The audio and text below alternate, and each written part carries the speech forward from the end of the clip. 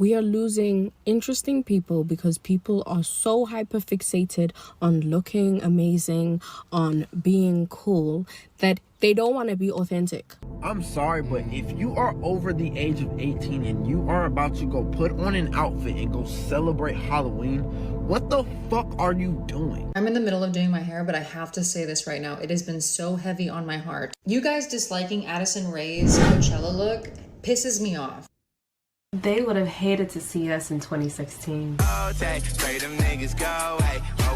Growing up into adulthood, because there's been a very noticeable shift in the culture. The weight of public opinion has infiltrated and is slowly ruining our culture. I think one of the most depressing and alarming things about the digital age is the way it has changed our social behaviors. Of course, it's not everyone in all places, but it is a noticeable shift enough for a lot of people to notice and talk about. We are losing interesting, creative, and unique because of this nonchalant crisis.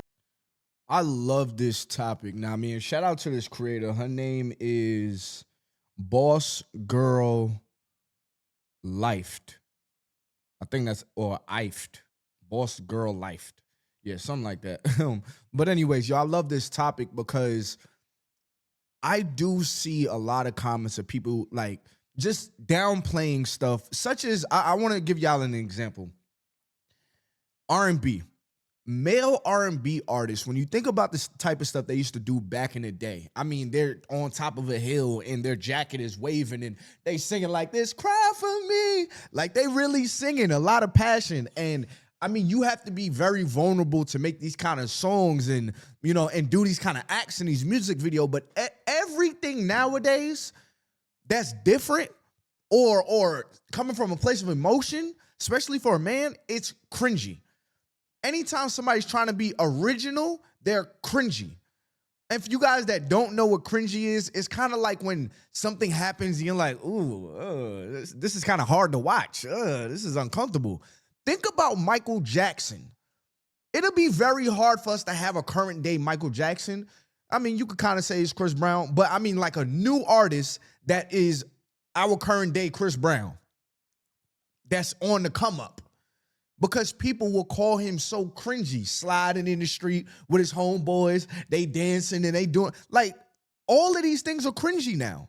Being original, being you has been called cringy. So now we walk around with a whole bunch of people that look like bots. They look and they talk just like bots. It's like you literally only say words that I see on the internet.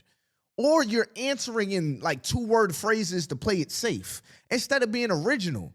Like when me and my bros, when we chilling or whatever, like I'm very much the life of the group. Now I mean, because I'm gonna make us laugh. I'm gonna make whatever we doing even more fun. Now, I mean, if we bowling, I'm cool with losing. You know, if we go out and we playing paintball, I'm gonna act like I'm really in a movie scene and all that. Like I'm gonna have fun with it, you know, because that's what makes life fun, is the originality that we all possess. If it's a group of 5 guys chilling, now I mean, we all are different in some type of way. And what I find is by me being me, you know, around them, they're themselves. You know what I mean? And don't get me wrong, like, you know, there's certain people not that comfortable with, but I just find anytime I think, oh, this might be a little cringy, this might be a little weird, man, do it. Do it, because now you're falling victim to what other people think, and you don't even know who these people are that you, I mean, that you're letting have judgment over what you do. Like, bro, live your life, bro, because before you know, it's over, and you don't know when that is. Hi, I just wanted to tell you, you're so pretty. Like, it's actually insane. You're so gorgeous. Thanks. Okay. So I thought we would talk about it in my long-awaited cringe culture video while we get ready for another unfiltered Get Ready With Me. Hi girls, welcome back to Boss Girlified. It is your girl Tima, and my girl and I are going to a basketball game, and then we're going to a jazz night, so I'm really excited. So that's what I'm getting ready for. You know, I got a cute little sporty vibe. I am going to be doing a moving giveaway because I do have to figure out the good time to get rid of, and now that I'm moving, I'm like, what better time? And on top of that, I actually want to add some more products, and I thought it would be fun if you guys all help. Love to the sister. All love to the sister, you know what I mean? But I'm not here to see a makeup tutorial. You know what I mean? I'm here for the topic. Y'all go watch the full video though.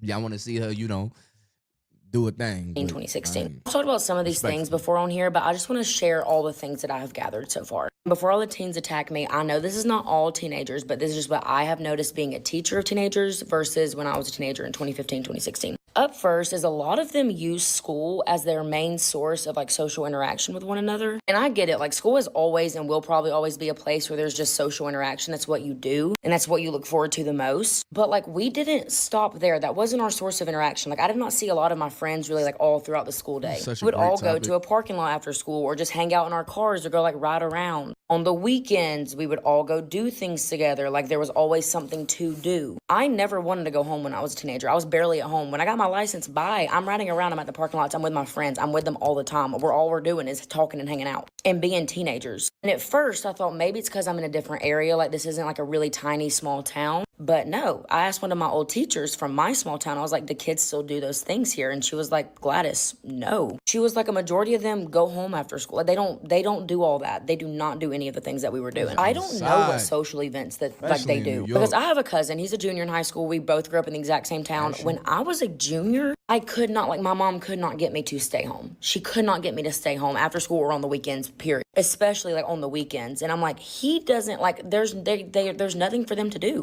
I don't know if they don't want to do it. Like I'm like confused. I don't know I'm just like, what do they do? What do they do? What do they do? What do they do? What do the teens do? I don't know. I'm editing and I want to add in. It's crazy because she's talking about teens, and I see the same thing in adults. Like when I'm around certain adults, I don't know, it's like they cannot operate without holding their phones. It's like they cannot be in an environment and just let it be quiet. Like you'll experience this a lot of times on the elevator. You standing on the elevator, it's full of other people, and you gotta get on your phone. Sometimes I tell myself, I'm just gonna sit here. Let it be weird. Let me just, all right. Like, just let it be. Because we are running from moments this is a part of life. But our phones have distracted us from experiencing like these small moments of life to the point where we want our phones to save us from all weird moments. Weird moments are okay. They are a part of life. You're so scared you're going to cringe that you're not living. You're just in your phones.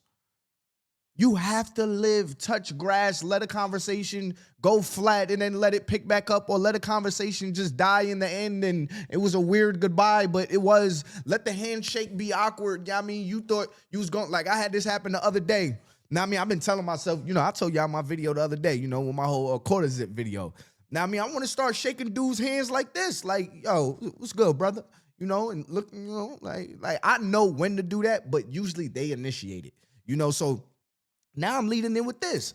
I do it. I go in, and son came in with the, and I'm trying to he was like, oh, my bad. Like, and guys, y'all know, that is one of the most awkward situations that us men experience. When you think you about to hit one of these, or you just about to, and a dude do one of these and try to flip your hand and all this other stuff. But allow that moment to happen, and laugh about it. I think when we take life too serious, we squeeze the fun out of life. Like when I was a kid, we were so cool with looking stupid. Like we would roast each other. But now it's like everything is how you look. Even adults, how you look. And that's why I don't like Instagram too much. It feels too judgy. But right, one last thing, because I always tell my students, I'm like, no shade, no tea every time I talk about this with them, because I do not want them to think that like I'm being. Listen, I found an easy way to make money on your phone. I've been telling y'all about it for a while now, and people have been sending me DMs of how much money they've been cashing out. So I'm gonna put one of them on the screen. So real quick, I want to give a shout out to Mandy Lil Slim Goody T on Instagram. Y'all go follow her. This is her Instagram right here. She basically says she made $500. She already cashed out $100. Y'all can read the messages right here. Now, I mean, and I basically asked her, hey, is it okay if I post this and all that? And here's her screenshots of her earnings and then how much she cashed out. All right. So the downside of this, because there got to be a downside, right?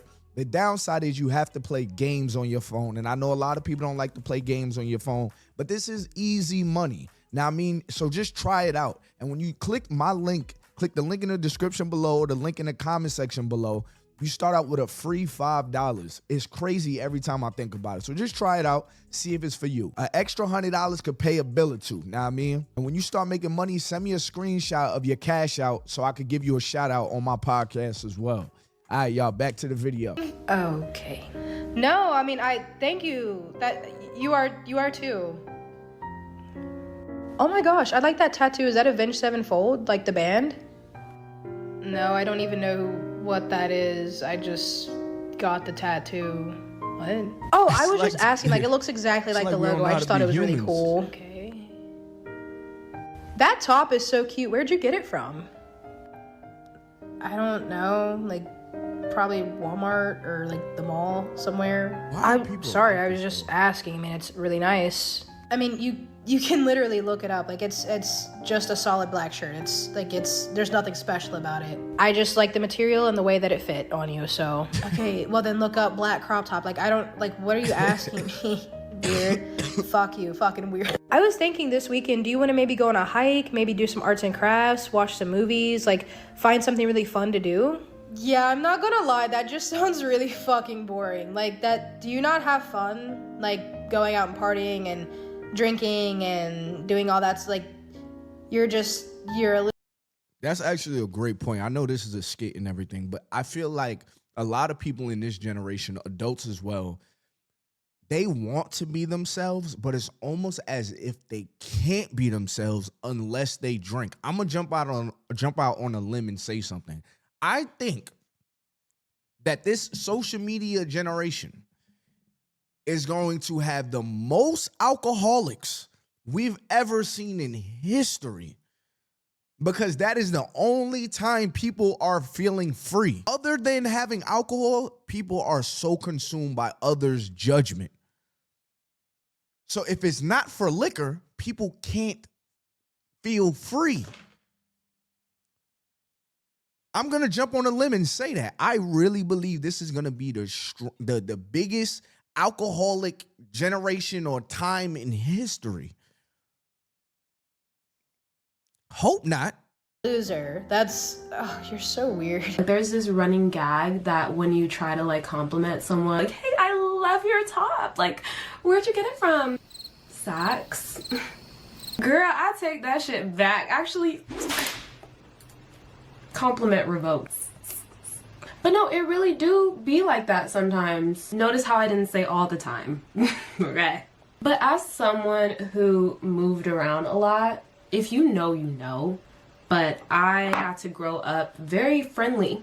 I had to learn how to talk to anybody at any time in any setting. As one of those girls, I definitely exactly learned how to make a friend in any room. So as one of these people, I have definitely noticed after 2020 specifically that has become more difficult. The reason why young people are so weird and awkward and they can't hold a conversation is because of cringe culture. And cringe culture is a direct byproduct of conservative ideologies, okay? Conservative ideology wants you to stay in your small pond. They want you to stay in your hometown. They don't want you to go anywhere. They don't want you to get a college education. That's liberal indoctrination. Don't dye your hair. That's libtard shit.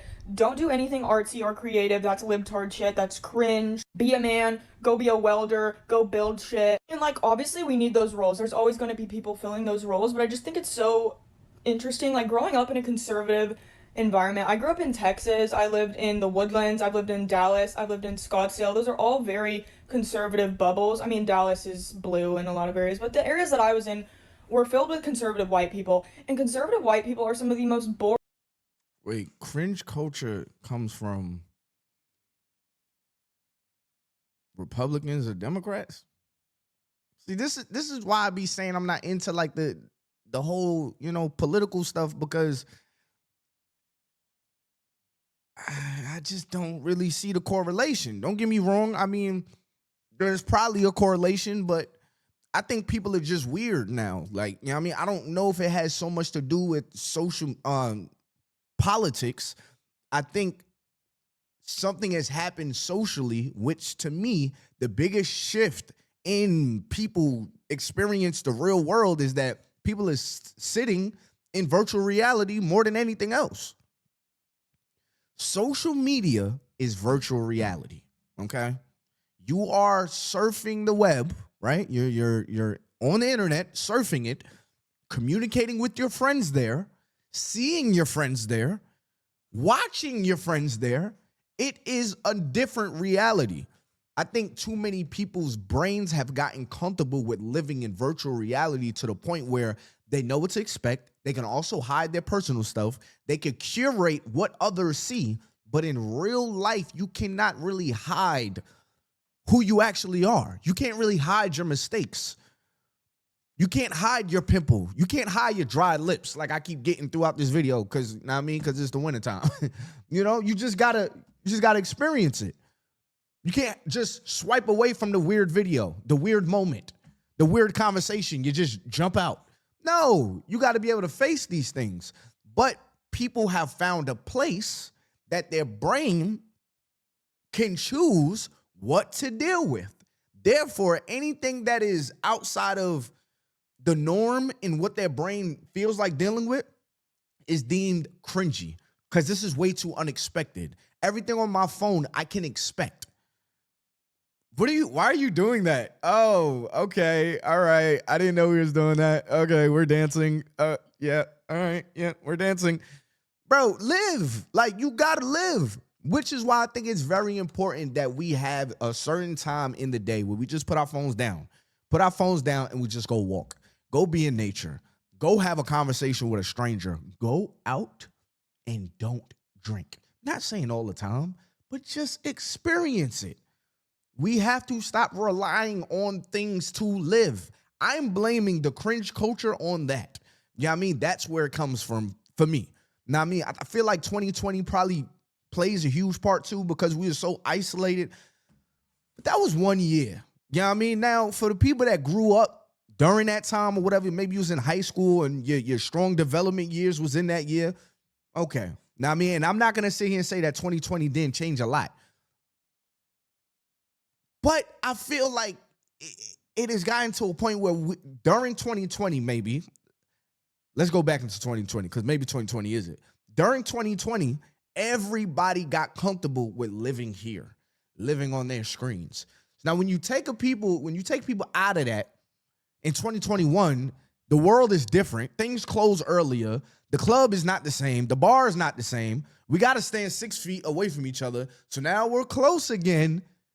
It's a little weird, because I think about life before 2020 and it wasn't really like this. Now that I think about it, it really wasn't. So cringe culture got a lot to do with social media and 2020. Boring copy paste people I've ever been around. They all dye their hair blonde. You have to be as blonde as possible, as tan as possible. You have to wear Lululemon, daily drills. You all dress the same. The men just wear Peter Millar. All they care about is golf. And like growing up in a conservative environment, like if you think of the popular kids in high school, like it's cool to be dumb. It's cool to be a jock. Sports are more important than anything.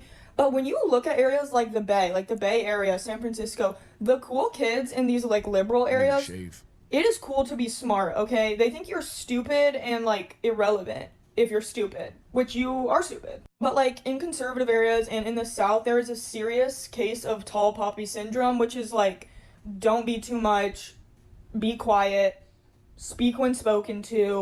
Social skills. And then a lot of you, someone who's... A lot of Gen Z does have problems with socializing. The Gen Z stare is just people telling us that a large portion of our generation lacks social skills. And as someone who's considered older Gen Z, I'll be 24 in about 2 weeks. Yeah, it's true. A lot of y'all have very, very poor social skills. And then a lot of you will complain that you have no friends, no community, and that you're so lonely, blah, blah, blah. But you treat any social interaction like a chore. Saying good morning, saying hello, making small talk and having conversation. A lot of you feel like you're above it. Here's the part that a lot of y'all don't want to hear. A large portion of Gen Z is just boomers reincarnate.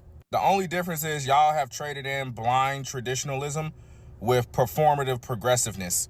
As a fellow Gen Z, yes, you guys do a stare, okay? And it's not just when somebody is being stupid to you in customer service. I hate to say it, but I think a lot of you also just don't like doing anything. You guys don't like interacting with people. You guys don't like tiny conversations. Like, you guys act like it's so mentally taxing. I'm not gonna lie, I hate small talk. I despise small talk. And the reason why is because of the military.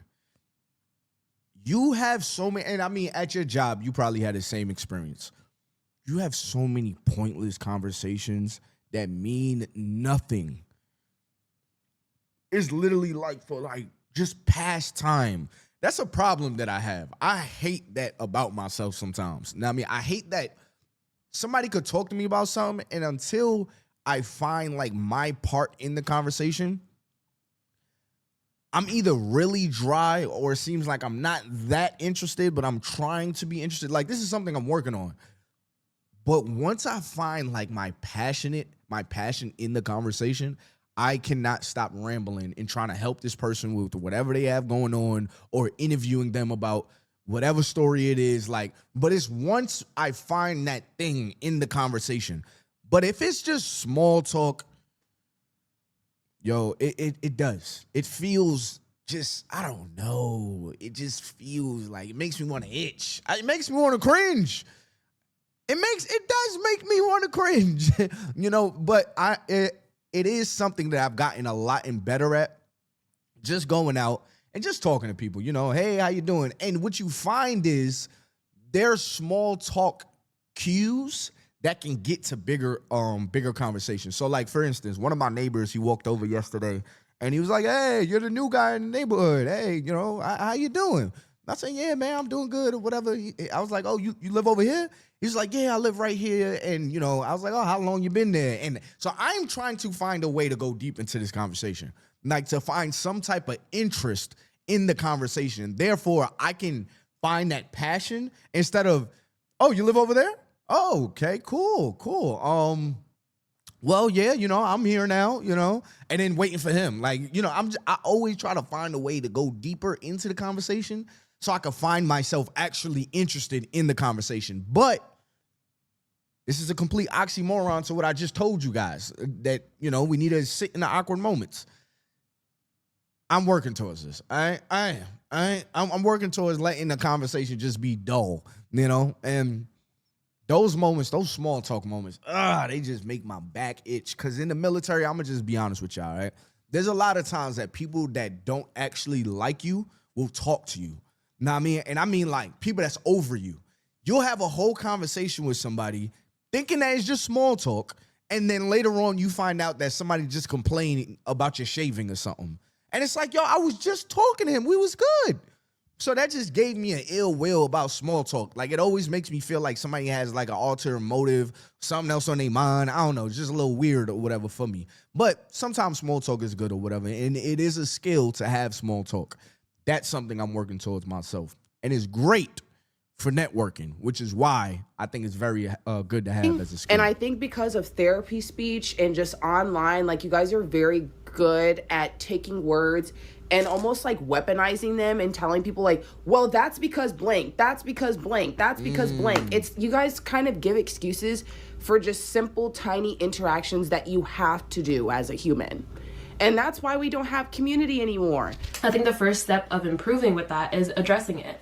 And I think, we've heard a lot about this loneliness epidemic, and I think that comes from both sides. And I think we have to realize, like, it's not really just about men loneliness epidemic, women loneliness epidemic.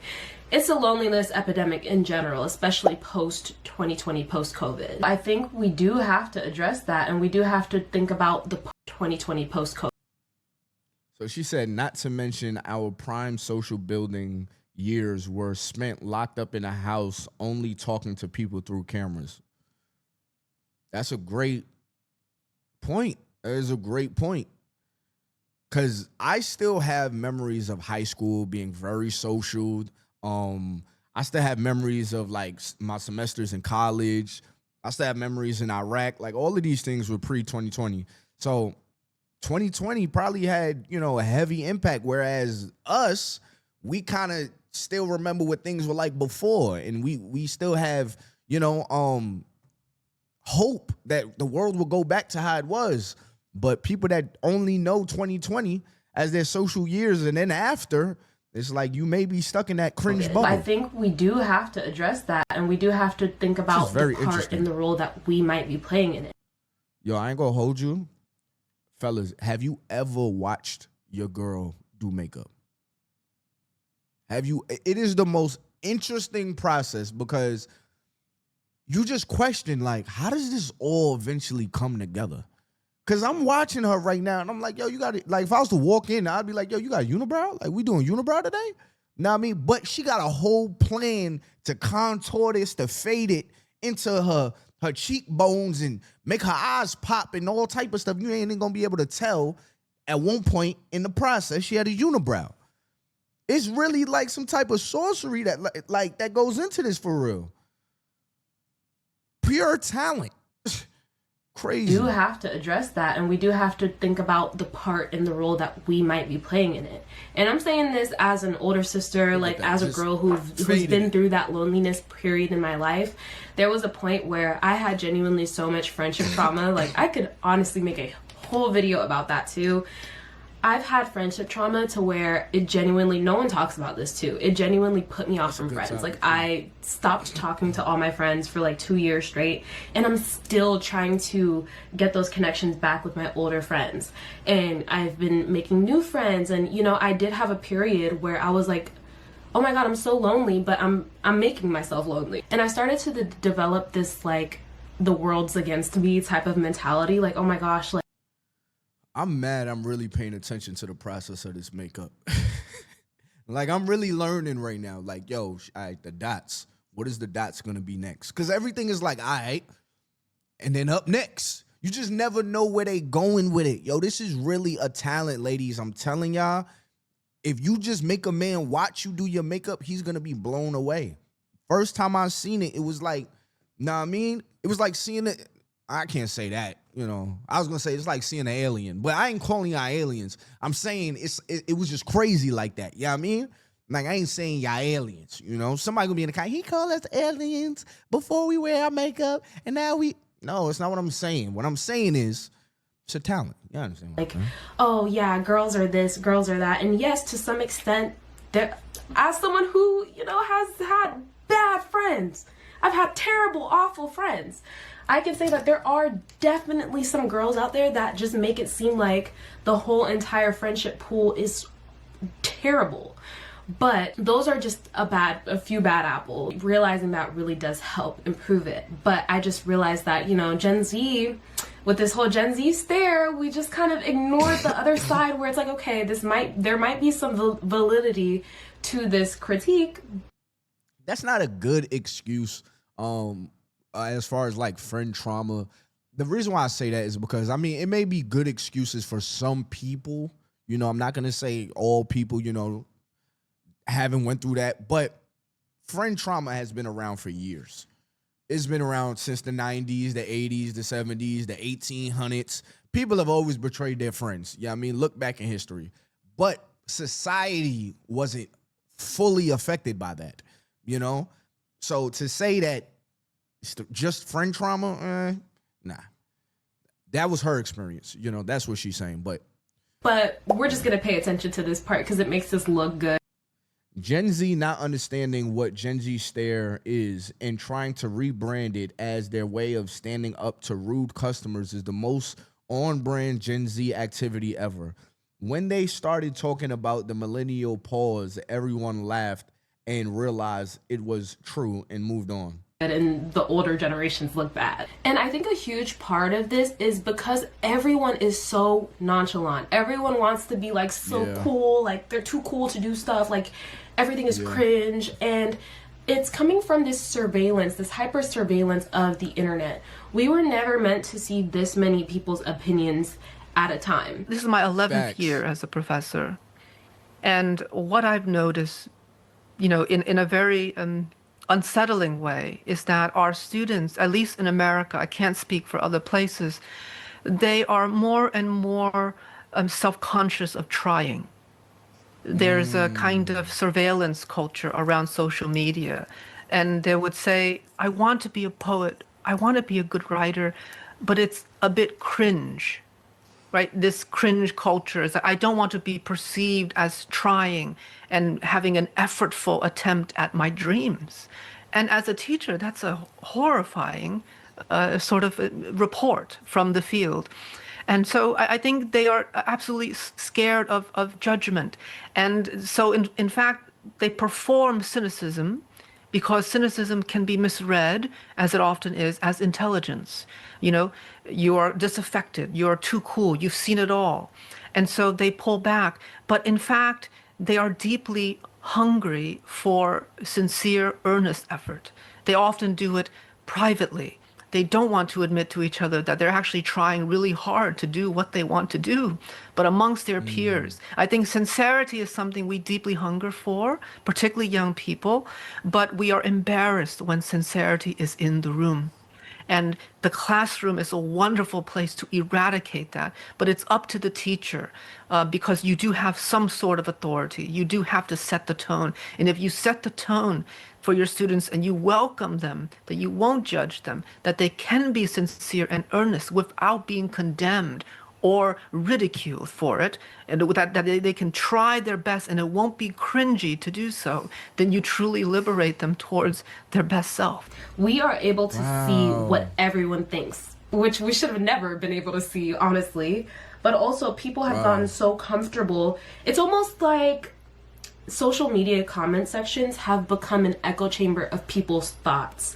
And the thing is, with thoughts, there's a reason why you don't say everything you think. But with social media, for some reason, the climate has become so intense that now people are comfortable saying things that they wouldn't say in real life. A good example of this is this video that I literally just came across of this girl talking about how she's just going through it with her skin. I just got back from a nail appointment, and as you guys can see, my skin is completely breaking out. It's been doing this for almost the last month, and it's something that I have definitely been struggling with. I go to the nail salon, I'm recording my content, my little clips, because the girls love a good nail vlog. A stranger comes up to me and she's asking me, am I an influencer? And I say no, because I don't see myself that way, but I do make content, you know, I'm on TikTok or whatever. And so she starts to ask me more and more invasive questions, and then she finally asks me, so you're gonna post a video with your skin looking like that? Mind you, again, this is a stranger. What struck me about this is, one, the comfortability of people to comment on things that have nothing to do with them, and two, to feel so comfortable to ask someone that you don't know a question like that. I feel like there was a bigger point to that interaction, which is this video here. I used to break out pretty badly when I was pregnant and after my pregnancy, and it did somewhat look like this. So I don't know if it's hormonal, I don't know if it's bacterial, I don't know what's going on. For those of you who are always giving me compliments and always telling me how great I look, I am so appreciative of that.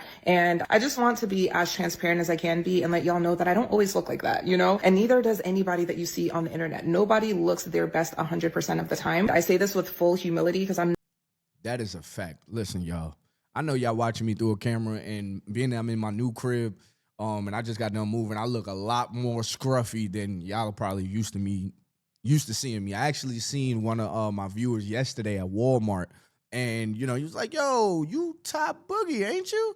He was like, yo, you know, I just got done watching, you know, shout out to that brother. He from New York. Yeah, I mean, shout out to him. But I was very much looking rough. Like, I have not had my hair rebraided. I have not given myself a haircut or none of that in a good minute, you know, so I'm out here looking rough. But I think that some of that is actually good to be transparent with the audience, that you're not walking around here just looking perfect all the time. Not a big influencer or anything like that, but I do have a community on here, and I know that there are some women who look up to me, and I want to show you guys the real of it all. No beauty filter or anything. Like, this is the current state of my skin, and it's okay. When it comes to social media, you never know what somebody is going through behind the scenes, and you never really know fully who somebody is just based off of their social media alone. It's been challenging over these last few weeks because it's been Halloween. I've had, you know, birthday parties to take my son to, and things that force me to interact with other people. If you are someone who is going through something that's causing you to feel insecure or not your best, know that you're not alone, and know that that is completely normal. I know that there is a lot of pressure to look a certain way, especially in today's day and age with social media, but you are just as valuable as a person with or without perfect skin, with or without. So I'm gonna stop it right here. I'm gonna stop the video right here because this video is already really long. I was talking about this the other day. Social media is very divisive because of the comment sections. And the reason why I say that is because you start to realize what people think, but they're not willing to say. So now you kind of judge the people you see Even though you don't see them commenting, but maybe they look like that person, or maybe they're in the same thought group as that person. So you compartmentalize that person that you're seeing in real life as the person that's in the comment section. Now, this is what I want you guys to realize. For the most part, people are rage baiting, okay? A lot of people don't even actually feel the way they feel in these comment sections. They just have figured, if I comment this, I will get a reaction. So let me comment this. And it's like, you never really know who's thinking like that. You don't want to walk on eggshells thinking this is actually how the world is. I was at the bar the other day, watching a fight. It was like a live, like UFC kind of fight. And me and this white guy, we was talking or whatever, and, you know, he was just like, man, this is such a cool interaction or whatever. Like, this is so dope. Now, I was like, man, you know what's so dope about this, bro? If you go on the internet, you would think that people like me and you can't even hang out. You know what I mean? You would think this conversation could never happen. You would think strangers like this could not have kicked it the way me and you just kicked it. But he was like, bro, facts, bro. Like, you know, he has his algorithm, I have my algorithm. But this is why putting the phone down and experiencing real life is so important, because what you realize is people are not that damn bad. All right? A lot of this news is not just news, it's the negative news. You know, so you're getting the negativity of the world before instead of also seeing the positive of the world, which is a lot. There's a lot of positive that's going on out here. You know, so think about it. We're stuck in the echo chamber of virtual reality mixed with seeing the negative side of people instead of actually experiencing real reality. So, of course, that's going to mess with people's mental on how they deal with people socially. You know, so I understand the whole cringe culture, but I hope to see the day that goes away. You know, I fight every day to just fight against a moment that's cringy or whatever, but still just exist. You know, it's cool. You know, it'd be all right. You know, you should try it out for yourself too. But anyways, y'all, this video's long as it is, so go ahead and hit that like button, subscribe button, turn on my post notifications and all that good stuff. And yo, if you watch this far, I really appreciate it. Now, I mean, y'all continue to watch your boy ads. As you know, this feeds my family, you know what I mean, and all that good stuff, man. So go ahead and hit that like button, subscribe button, turn on my post notifications if you want to make some extra money just playing games on your phone. All you got to do is click the link in the description or the link in the comment section below. These apps are literally paying people just to play games on your phone, all right? It's crazy every time I think about it, all right? Check it out. See if it's for you. If it's for you, it's for you. If it's not for you, it's not for you. But if you catch yourself making money, y'all know my slogan, make your money. Until next time, y'all, it's been your boy, Ty Boogie. I'm out of here, man.